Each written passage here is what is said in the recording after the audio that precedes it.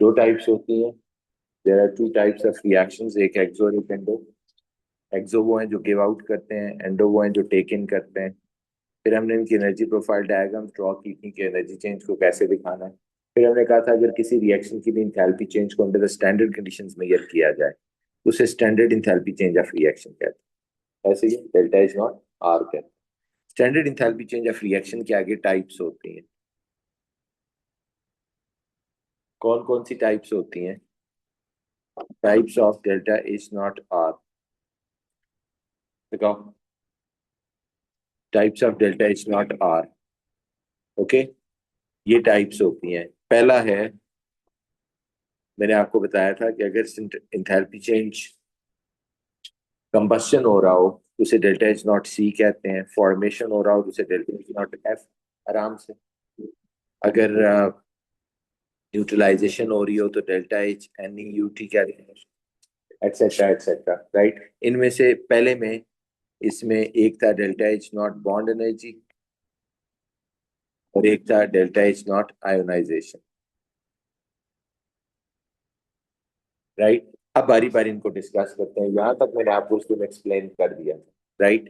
अब बारी बारी इनको डिस्कस करते हैं। पहला है, हेडिंग दें, standard enthalpy change of reaction.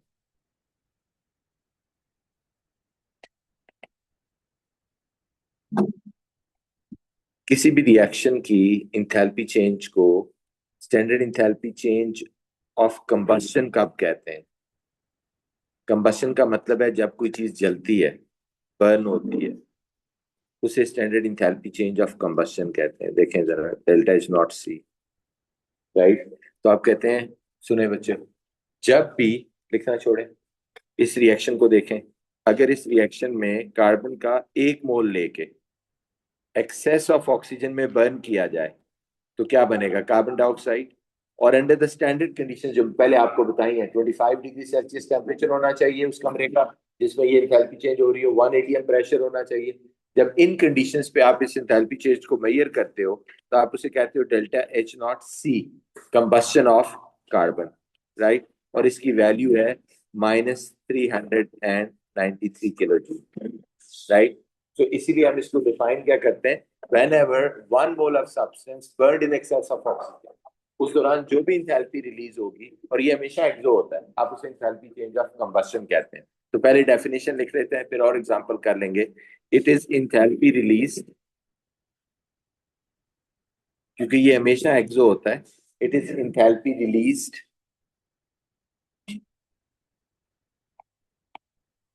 when 1 mole of substance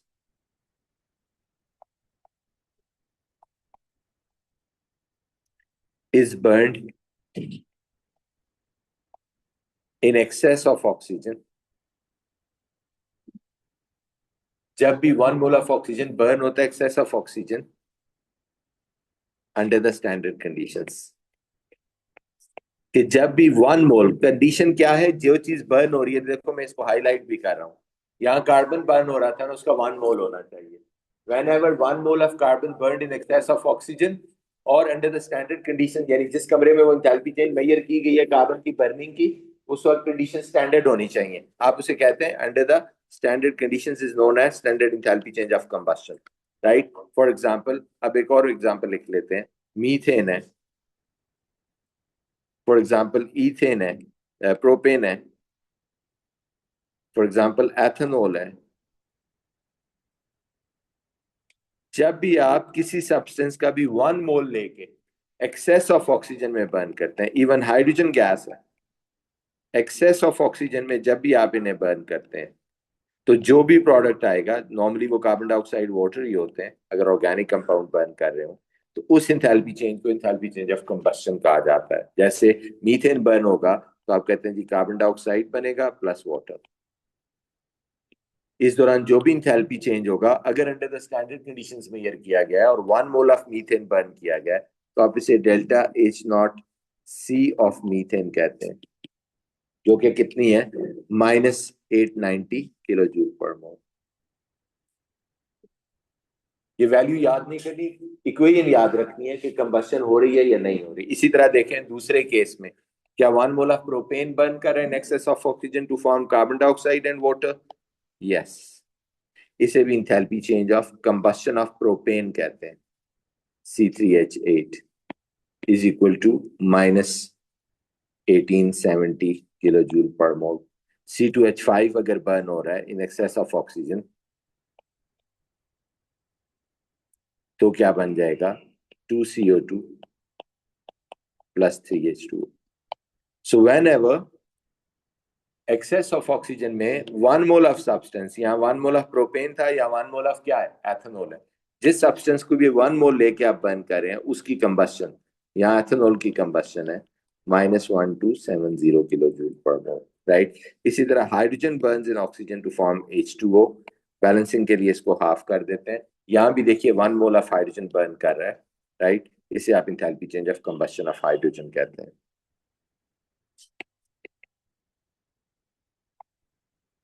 So whenever 1 mole of substance burned in excess of oxygen, the enthalpy change that is measured or calculated is known as standard enthalpy change of combustion of that substance, right? यानी जब भी combustion reaction हो रहा होगा आप उसकी enthalpy change measure करेंगे, उसे enthalpy change of combustion कहेंगे, right? हाँ, एक बात याद रखनी है, अगर मैं इसी इक्वेशन को यूं लिख दूं, इधर देखो बच्चों,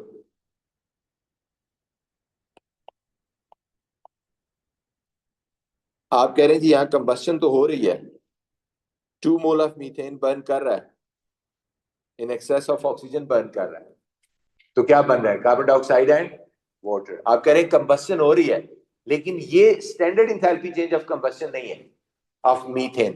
क्यों standard enthalpy change of combustion of methane नहीं है? बाकी सब कुछ तो पूरा है, लेकिन मीथेन का 1 मोल नहीं बर्न हो रहा। कितना बर्न हो रहा है?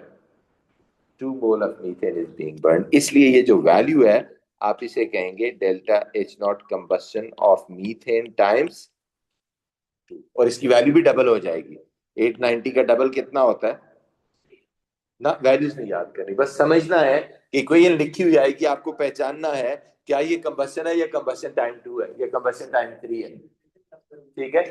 इक्वेशन याद करनी है, यस, इक्वेशन को आइडेंटिफाई करना है कि जब भी कोई सब्सटेंस, चाहे वो एलिमेंट हो चाहे कंपाउंड हो, एक्सेस ऑफ ऑक्सीजन में बर्न कर रहा होगा और 1 मोल होगा, तो आप कहेंगे ये जो निकलने वाली इंथैल्पी है इंथैल्पी चेंज ऑफ कंबस्शन कह रहे हैं। अगर 2 मोल बर्न हो रहा है तो निकलने वाली इंथैल्पी को क्या कह रहे हैं, enthalpy change of combustion times 2 हो जाएगा। समझ आ गई बात? अब आ जाते हैं, ये तो समझ आ गई, यानी इन शॉर्ट क्या कहा है मैंने, दुनिया की कोई चीज भी 1 मोल लेके उसको बर्न करोगे एक्सेस ऑफ ऑक्सीजन में, तो जो इंथैल्पी रिलीज होगी और हमेशा रिलीज होगी उसे enthalpy change of standard enthalpy change of combustion कहेंगे। ना नाम आ रहा हो तो मैंने लास्ट क्लास में बताया था, कुछ समझ नहीं आ रहा तो रिएक्शन बोल दो। Standard enthalpy change of reaction किसी को भी बोल सकते हैं, जो रिएक्शन तो जनरल नाम है, लेकिन अगर आप स्पेसिफाई कर लेते हैं क्योंकि find this reaction I can identify ये कंबस्शन है, और 1 मोल है तो उसे कंबस्शन कहेंगे, अगर 2 मोल है तो कंबस्शन टाइम 2 कहेंगे, अगर 3 मोल है तो कंबस्शन टाइम 3 कहेंगे, राइट। अब आ जाते हैं दूसरी के ऊपर, heading they standard enthalpy change of formation.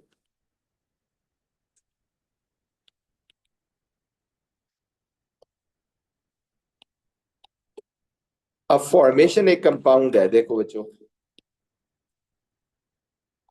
ये एक फिनोमिना है जिसे डेल्टा H0 F कहते हैं। फॉर्मेशन उस प्रोसेस को कहते हैं जिसमें कोई कंपाउंड अपने एलिमेंट से बने। जैसे मिसाल देता हूं, एक कंपाउंड है मीथेन, इसके कॉन्स्टिट्यूएंट एलिमेंट्स क्या है जरा बताएंगे? कार्बन और, तो जब भी मीथेन का 1 मोल यानी इस कंपाउंड का 1 मोल बने by the reaction of what, carbon and hydrogen, उधर 1 मोल होना चाहिए जिधर मैंने हाईलाइट किया, तो आप कहते हैं इस दौरान जो इंथैल्पी चेंज होगा उसे रिएक्शन की बजाय फॉर्मेशन ऑफ मीथेन कहेंगे, -75 लेट्स से वैल्यू है किलोजूल पर मोल। अब आप देखें ये कंबस्शन तो हो नहीं रही, उधर जाके मैंने देखा तो एक कंपाउंड है जो अपने कंस्टिट्यूएंट एलिमेंट से बन रहा है और 1 मोल बन रहा है, तो आप इसे enthalpy change of formation of that compound कह देंगे जो बन रहा है, ठीक है। और ये इस पे भी वही रूल अप्लाई होता है। अगर फॉर एग्जांपल ये इस तरह होता, ये देखो बच्चों, 2C plus 4H2 gives us 2CH4, फिर इसे क्या कहेंगे, फॉर्मेशन ऑफ मीथेन टाइम्स 2, और इसकी वैल्यू कितनी हो जाएगी, 75 टाइम्स 2। तो फॉर्मेशन में क्या देखना है कि जो कंपाउंड है वो अपने कॉन्स्टिट्यूएंट एलिमेंट से बन रहा है, हाँ बन रहा है। अगर 1 मोल बन रहा है तो फिर उसे फॉर्मेशन कहेंगे, 2 मोल बन रहा है तो फॉर्मेशन टाइम 2 कहेंगे, 3 मोल बन रहा हो तो फॉर्मेशन टाइम 3 हो जाएगा, राइट। अब इसी तरह कोई भी कंपाउंड ले लेते हैं, जैसे NaCl एक कंपाउंड है, इसके कंस्टिट्यूएंट एलिमेंट्स कौन कौन से हैं? Na+Cl2। अब Cl2 को इधर हाफ कर दिया बैलेंस करने के लिए। अब जो भी इंथैल्पी चेंज है उस enthalpy change of formation of NaCl कहेंगे -409।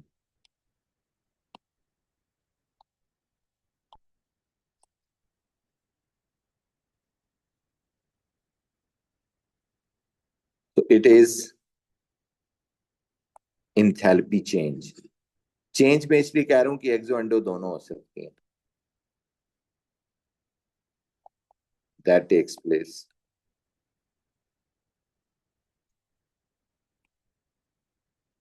when 1 mole of compound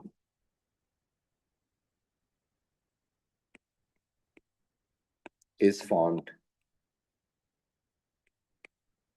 from its constituent elements.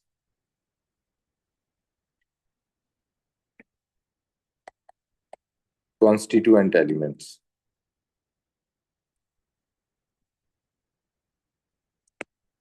under the standard conditions.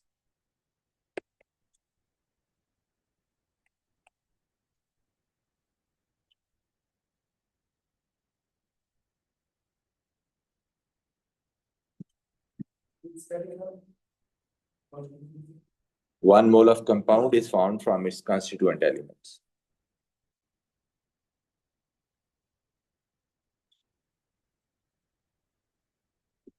Enthalpy change that takes place when 1 mole of compound formed from its constituent elements.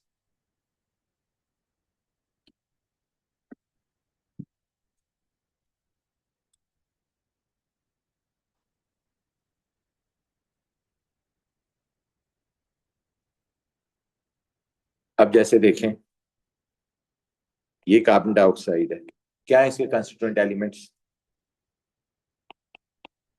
Carbon और oxygen. क्या 1 mole of carbon dioxide बन रहा है from its constituent elements? इसे formation of carbon dioxide बोलेंगे। अब इसमें बच्चों एक ध्यान करो, लिखना छोड़ो। लेट्स से मैंने हमाद से पूछा, हमाद ने कहा कार्बन डाइऑक्साइड एक कंपाउंड है, उसका 1 मोल बन रहा है और क्या कंस्टिट्यूएंट एलिमेंट से बन रहा है, तो आपने इसको क्या नाम दिया? This enthalpy change that has been released 393 kilojoule per mole is named as standard enthalpy change of formation। लेकिन जब मैंने रुबाशा से पूछा तो उसने ये साइड देखी, उसने कहा अगर आप गौर से देखें तो कार्बन का 1 मोल बर्न भी हो रहा है, एक्सेस ऑफ ऑक्सीजन। उसने इसी का नाम रख दिया ΔH0 कंबस्शन ऑफ कार्बन, जिसकी कंबस्शन हो रही है।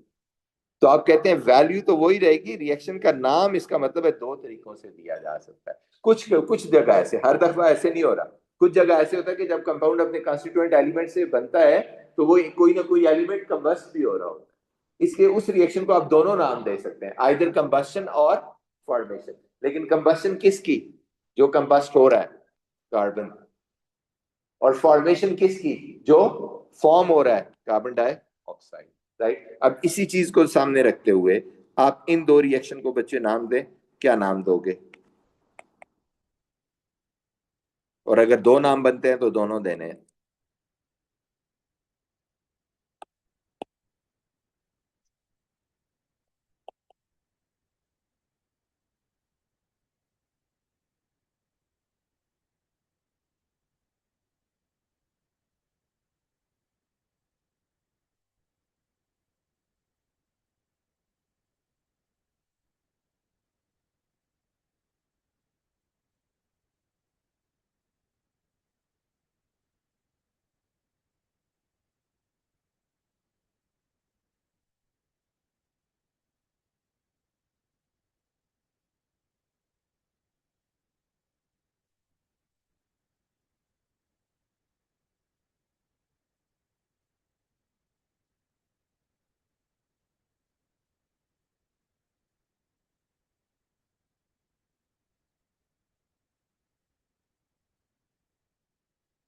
सिर्फ नाम देना है, okay.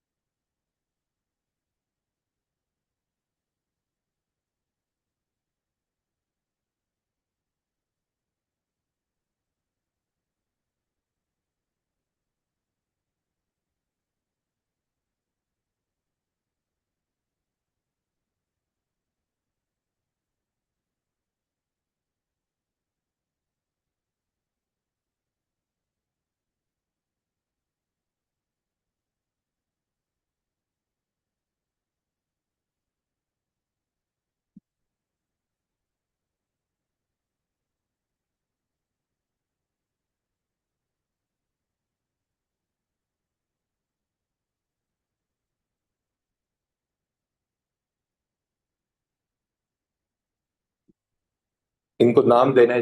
What will be the name given to these enthalpy changes?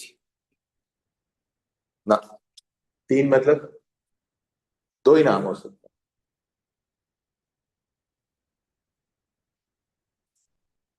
ना। कंबस्शन भी एक ही है।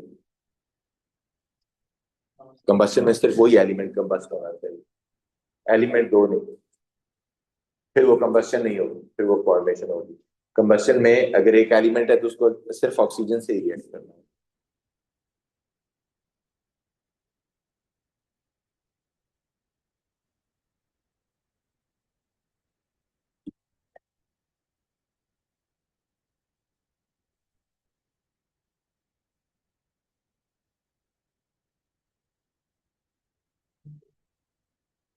पहले वाले करूबाश का क्या नाम होगा? The enthalpy released in this reaction is -286 kilo joule per mole. Value तो मैंने आपको बता दी, let's say what this value will be named as. Rubaisha, what will be value named as? H2 plus half O2 gives us H2O। जी, क्या कोई compound बन रहा है फ्रॉम एक कंस्टिट्यूएंट एलिमेंट से इस इक्वेशन में? कौन कंपाउंड है? वाटर। अपने कंस्टिट्यूएंट एलिमेंट किससे बन रहा है? हाइड्रोजन ऑक्सीजन से। तो एक तो मैं इसको कह देता हूँ delta is not formation of water. क्या दूसरे केस में कोई चीज एक बर्न भी हो रही है? ऑक्सीजन से रिएक्शन कर रहे हो, बर्निंग कहते हैं उसको। क्या बर्न हो रहा है? हाइड्रोजन का एक मोल बर्न हो रहा है ना, तो आप इसको delta H not combustion of hydrogen भी कह सकते हैं। बस आपने इक्वेशन को गौर से देखना है दोनों साइड को, दैट्स इट। ठीक है, चलो आप बताइए नेक्स्ट में। क्या कोई कंपाउंड अपने कंस्टिट्यूएंट एलिमेंट से बन रहा है? कौन? From its sulphur and oxygen. तो इस वैल्यू को जो भी होगी, लेट्स से -298 है, तो क्या कहूंगा मैं इसको? Formation of what? SO2। क्या ऐसा भी हो रहा है कि कोई एलिमेंट बर्न हो रहा हो या कोई कंपाउंड बर्न हो रहा हो? कौन बर्न हो रहा है यहाँ पे? एक मोल सल्फर का बर्न भी तो हो रहा है, तो इसका दूसरा नाम क्या हो सकता है? Combustion of sulphur. ओके, इस टाइम इस इक्वेशन को गौर से देखिए। क्या कोई कंपाउंड बन रहा है फ्रॉम इस कंस्टिट्यूएंट एलिमेंट से? आप कहते हैं जी नहीं, यहाँ तो दो कंपाउंड बन रहे हैं ना, कार्बन डाइऑक्साइड और वाटर। फॉर्मेशन को तो एक कंपाउंड बनना चाहिए, फॉर्मेशन तो नहीं हो रही। दूसरी तरफ देखते हैं, क्या कोई कंपाउंड या एलिमेंट अपने एक्सेस ऑफ ऑक्सीजन में बर्न हो रहा है? C3H6O बर्न हो रहा है एक्सेस ऑफ ऑक्सीजन में। तो आप कहते हैं ये देखो, एक्सेस ऑफ ऑक्सीजन में C3H6O बर्न हो रहा है, तो इसे क्या कहेंगे? Delta H not C of C3H6O, combustion of carbon. Formation ये नहीं है किसी चीज।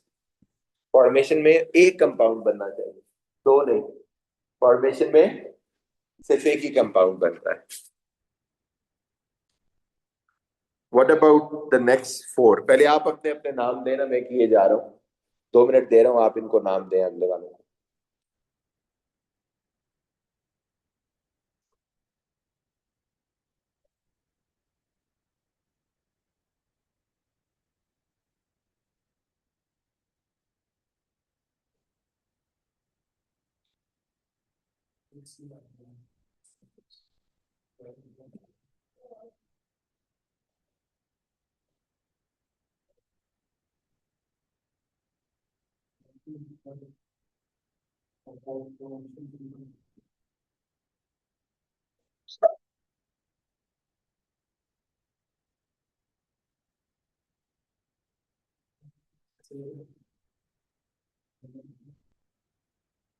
क्या नाम है जी? क्या एक कंपाउंड फॉर्म हो रहा है जिसमें कार्बन हाइड्रोजन ऑक्सीजन है और अपने कॉन्स्टिट्यूएंट एलिमेंट्स के रिएक्शन से ही फॉर्म हो रहा है, तो फिर क्या कहेंगे इसे?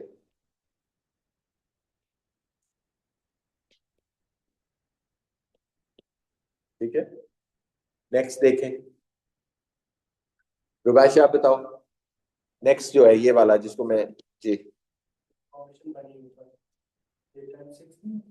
नो, पीछे 1 मोल है या नहीं? नहीं, कंबस्शन के लिए मैंने क्या बताया है, ये कंबस्शन तब होती अगर सिर्फ कार्बन ऑक्सीजन से रिएक्ट कर रहा हो या हाइड्रोजन ऑक्सीजन से रिएक्ट कर रहा हो। इसमें कार्बन हाइड्रोजन ऑक्सीजन तीनों रिएक्ट करके एक ही कंपाउंड बना रहे हैं,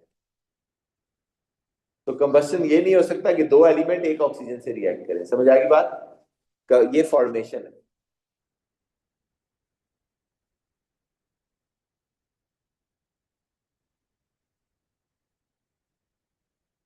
जी। Combustion of what? C2H6O। ये देखो बच्चों, बिल्कुल सही है, क्योंकि 1 mole of C2H6O excess of oxygen में बर्न कर रहे हैं, आगे कार्बन डाइऑक्साइड वाटर बन रहे हैं, तो इस रिएक्शन को कंबस्शन ऑफ C2H6O कहेंगे। नेक्स्ट वाले का क्या नाम होगा? Yes, formation of what?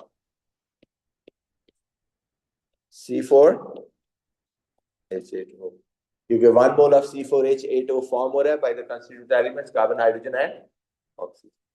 Next में फॉर्मेशन ऑफ व्हाट? NO2। क्या किसी की कंबस्शन भी हो रही है? ये भी गौर से देखो। किसकी? तो आप कह रहे हैं लेकिन वो मोल कितने हैं? मोल कितने हैं? कंबस्शन में कितने होने चाहिए? ये कंबस्शन नहीं है, यस, ये delta H not of combustion of nitrogen divided by, क्योंकि जो मोल बर्न हो रहा है आपने उससे डिवाइड करना है या मल्टीप्लाई करना है। समझ आएगी बात? हाँ, अगर ये इस तरह होता,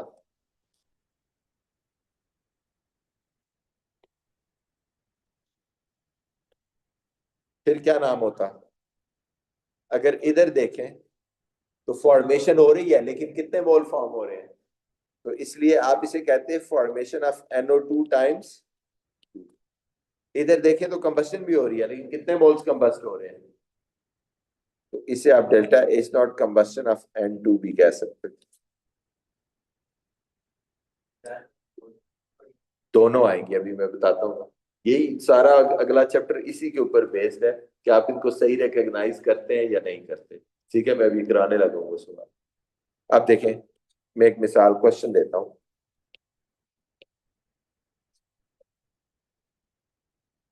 अभी भी कह रहा है, क्वेश्चन ये है कि how to calculate delta H. किसी रिएक्शन की डेल्टा एच, ये जो वैल्यूज हमने लिखी हैं बच्चों, कभी हम एक लिखते हैं 393, कभी लिखते हैं 1200, कभी क्या कभी क्या, ये कहाँ से आती है हमारे पास? देखो जरा इसका क्या तरीका है। How to calculate the delta H, delta H को कैसे कैलकुलेट करना है, ठीक है? इसका तरीका क्या है वो सुने, इधर सुने। आप कहते हैं there are 3 veg.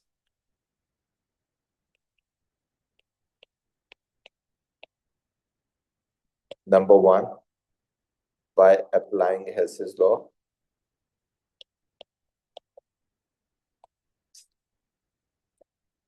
Number two, by Q is equal to mc delta T, or number 3 by using bond energy values.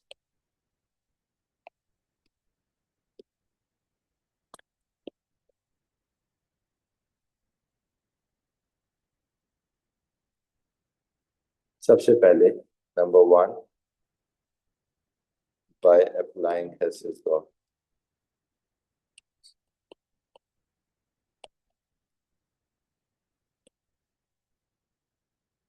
पहले समझ लो हेसेस लॉ क्या है। मैं आपको एक मिसाल देता हूं। मैंने आपको कहा बच्चों, सुनो, लिखना छोड़ो। मैंने आपको कहा कि ये जो मेरी इधर सुनो बच्चे, ये जो ग्लासेस का कवर है ये कार्बन है। ये किसका बना हुआ है? कार्बन। और ये इस वक्त 1 मोल है। ये इस वक्त कितना है? 1 मोल है। हमें इसको जला के 1 मोल जला के इंथैल्पी चेंज ऑफ कंबशन निकालनी है। ओके, मैंने कहा ओके, लैब चलते हैं। हमने इसको आग लगाई, जो बर्न होके एनर्जी निकली उसको हमने किसी जगह कलेक्ट करना था ना, तो हमने उसको एक पानी के कंटेनर में कलेक्ट कर लिया। कलेक्ट कर लिया से मुराद इसको जलाया। जैसे चूल्हे पे खाना नहीं बनाते, तो हमने उसके ऊपर वो कंटेनर रख दिया ताकि जलने से जितनी एनर्जी निकले वो उस कंटेनर के अंदर जो पानी है उसके अंदर चली जाए। उस पर फिर आप ये फार्मूला अप्लाई करते हैं। ये बाद में बताऊंगा फार्मूला क्या है। आपके पास डेल्टा एच आ जाती है। समझ आ गई बात? इसी तरह एनर्जी, बॉन्ड एनर्जी वैल्यूज या मो लेवल में करते थे। रिएक्टेंट साइड पे बॉन्ड ब्रेक होते हैं तो एनर्जी एब्जॉर्ब होगी, प्रोडक्ट साइड पे फॉर्म होते हैं रिलीज होगी। दोनों का डिफरेंस निकाल। जो असल कहानी है वो हेस लॉ। अब अगर आप किसी रिएक्शन की, चले मैं एक मिसाल देता हूं, कार्बन को जला के तो हमने कर लिया। अगर हमें कोई ऐसा रिएक्शन करना हो जो बहुत फास्ट हो, फ्रैक्शन ऑफ सेकंड में हो जाता हो, या कोई ऐसा रिएक्शन जो इतना स्लो हो कि साला साल लग जाए उसको कंप्लीट होने, उसकी तो डेल्टा एच इस तरह लैब जाके हीट करके नहीं निकाल सकते। फिर ये हेस लॉ आता है। यानी हेस लॉ कहता है कि अगर कोई रिएक्शन होता है बट इतना स्लो या फास्ट होता है, या ऐसे तरीके से होता है कि आप उसकी डेल्टा एच नहीं कैलकुलेट कर सकते पहले 2 मेथड से, तो आप मेरा वाला लॉ अप्लाई कर। ये लॉ क्या कहता है, आप सुनना जरा, मैं इसको कॉमन लाइफ से समझाता हूँ। ये लॉ ये कहता है कि वो रिएक्शन जो बहुत फास्ट है या वो रिएक्शन जो बहुत स्लो है,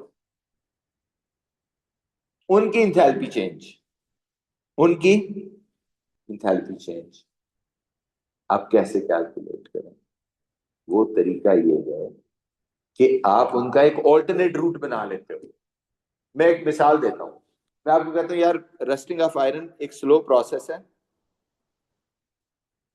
हमें उसकी इंथैल्पी निकालनी है। आप कहते हो तो 2 साल लगेंगे रिएक्शन कंप्लीट होने में। तो मैं 2 साल तो नहीं बैठ के वेट कर सकता, हमें फिर उसका एक ऑल्टरनेट रूट निकालना होता है। अच्छा, रस्टिंग में क्या होता है? आयरन ऑक्सीजन से रिएक्ट करके आयरन ऑक्साइड बनाता है। तो हमें अगर किसी और तरीके से आयरन को किसी और चीज से रिएक्ट करा के quickly quickly quickly iron oxide बना ले, तो उसकी डेल्टा एच भी वही होगी जो कि डायरेक्ट होती है। मैं आपको एक और मिसाल देता हूं अगर नहीं समझ आई। मैं ये कह रहा हूं, ऐसे ये कहा, ये पॉइंट ए है बच्चों, ये पॉइंट बी है। पॉइंट ए F8 है, पॉइंट बी F11 है। आपको यहां से कहां जाना है? F11। आपको इसकी डेल्टा एच निकालनी है, वो आई है -393 किलो जूल पर मोल। किसी भी वजह से आगे ब्लॉक है, आप नहीं जा सकते। तो वो कहता है आप अगर रूट बदल के भी चले जाएं, enthalpy change remains the same. मतलब आप 2 स्टेप में चले जाएं। आप पहले चले जाएं I8, ठीक है, फिर वहां से निकलें और कहां चले जाएं?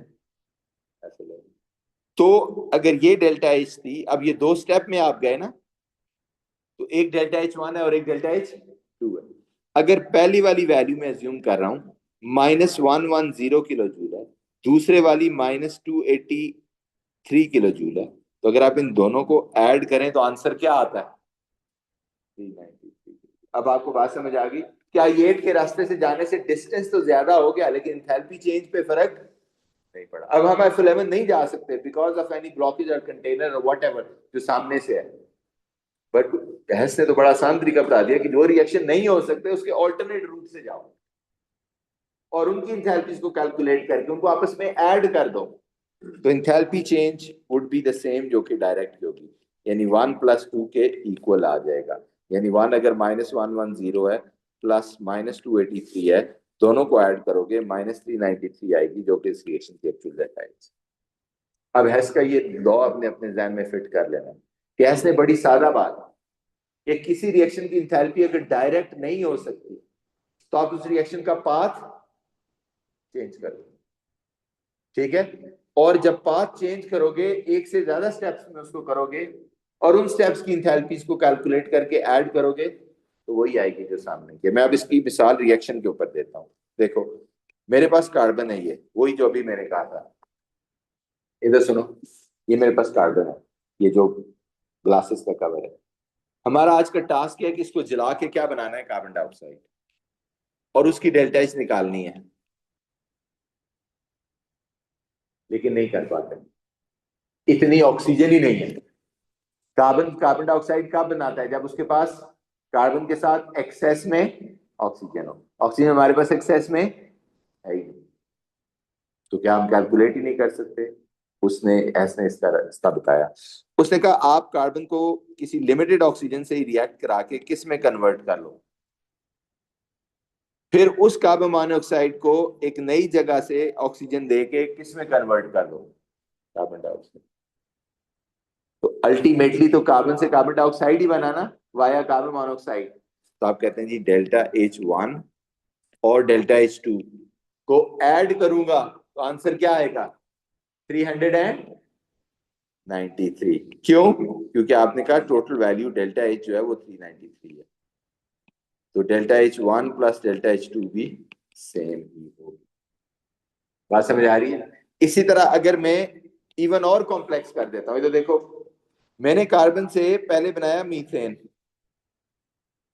फिर बनाया इथेन, फिर बनाया कार्बन डाइऑक्साइड। अब तो बहुत सारे वाया हो गया।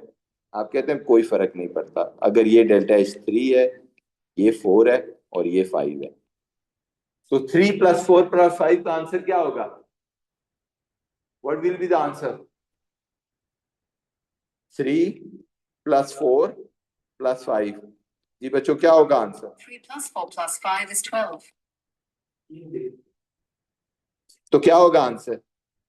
-3। समझ आ गई ना?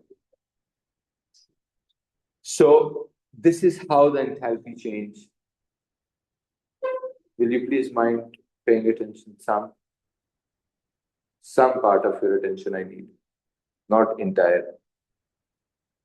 So enthalpy change remains the same whether reaction takes place in one step or in several steps. Enthalpy change remains the same whether you go directly or you go indirectly. तो अब इसकी words में definition लिख लीजिए। Enthalpy change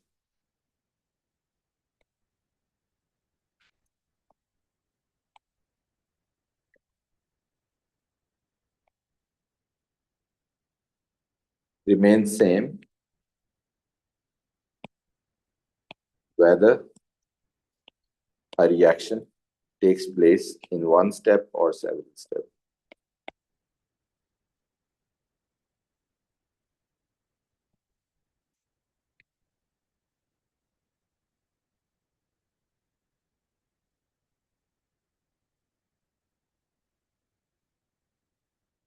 दूसरा, और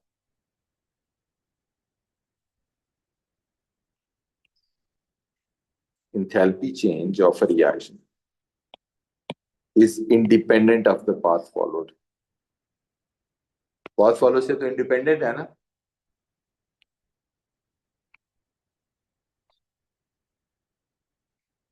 It depends on initial and final stage.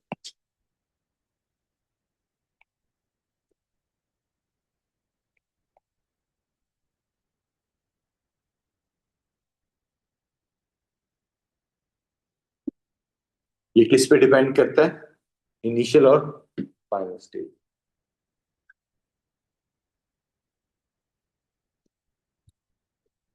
अब इसकी application,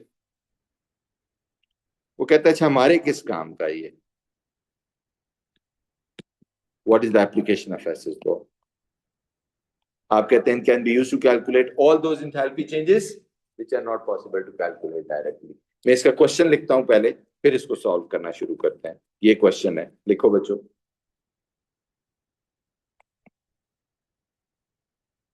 Calculate delta H naught formation of methane by applying Hess's law.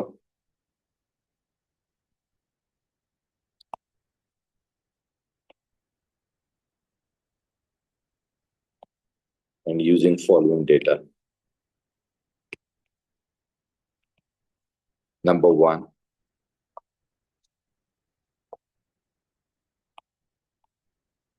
Delta is not combustion of carbon,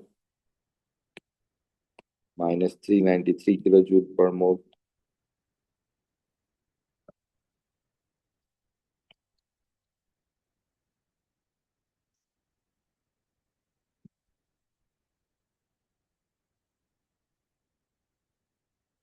Combustion of methane, minus 890 kilojoule per mole.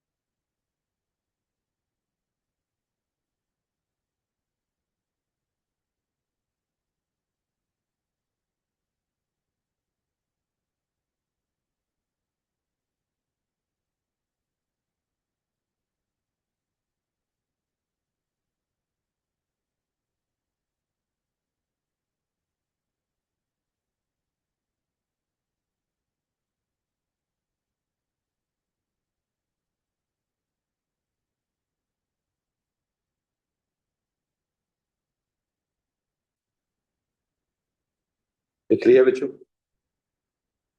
अब सुने, जब भी वो आपको कहेगा ना कि बाय अप्लाइंग हेसेस लॉ, तो जो एनालॉजी मैंने अभी आपको सिखाई है आपने वो ध्यान में ले आनी है कि हेसेस लॉ से तभी अप्लाई कर सकते हैं जब कोई रिएक्शन डायरेक्ट जिसकी इंथैल्पी कैलकुलेट नहीं हो सकती। इसका मतलब है उसका रूट क्या करना है, ऑल्टरनेट करना। यानी आप ध्यान में ये रखोगे कि F8 से F11 जाना है बट इंथैल्पी चेंज नहीं कैलकुलेट नहीं कर सकते, तो फिर किस रास्ते से जाना होगा, F8 से I8 और I8 से फिर F11। बट उसके लिए आपने साथ ही सोचना है कि वो जो ऑल्टरनेट रूट है उसका डेटा मुझे गिवन होना चाहिए, उसका डेटा मुझे गिवन होना चाहिए। मोर देन वन स्टेप्स में रिएक्शन का डेटा मेरे पास होना चाहिए, मुझे बस उसको ऐड अप करना है। तो क्या आपके पास ऑल्टरनेट रूट का डेटा है? क्या कोई डेटा गिवन है आपको? ये जो डेटा गिवन है ये उस ऑल्टरनेट रूट का ही डेटा है। तो पहला तो पॉइंट मुझे क्लियर है, जब भी वो हेस लॉ कहता है मुझे पता है इनको मैंने ऐड ही करना है तीनों वैल्यूज। लेकिन ट्रिक एग्जामिनर क्या लगाते हैं सुन लेंगे, वो इतना स्ट्रेट फॉरवर्ड नहीं देते, वो कहते ही हैं सुनना। अब जैसे मैं आपको कहूं अच्छा ठीक है F8 की निकालनी है, यहां से I8 जाने का तो है, I8 से F11 जाने का डेटा नहीं है, उल्टा डेटा आपको दे दो। मैं कहूँ F11 से I8 आने का है, आप कहते हैं तो कोई मसला नहीं, जो रिवर्स में दिया हुआ है उसका बस साइन बदल देंगे, आप क्या कर देंगे और बाकी ऐड कर देंगे। बाद में एग्जामिनर क्या ट्रिक करते हैं, नंबर ऑफ मोल्स का, ठीक है 1 मोल का डेटा दे देते हैं, जो कैलकुलेट करना होता है वो 2 या 3 मोल का होता है। जैसे फॉर्मेशन 1 मोल ना निकालनी हो, कितनी निकालनी हो, 3 मोल या 2 मोल निकालनी हो, और जो डेटा गिवन होगा कंबशन का वो 1 मोल का होगा, तो उसको आगे मल्टीप्लाई कर दें। बात समझ में आ गई है? सो इस क्वेश्चन को कल सॉल्व करेंगे आप, लेकिन आपको आइडिया समझ आ गया कि करना क्या है, कि हमने एक रूट कंस्ट्रक्ट करना है, उस रूट की इंथैल्पीज को ऐड करना है और फाइनल का डेटा निकाल लेना है। That's all. कोई क्वेश्चन है तो पूछ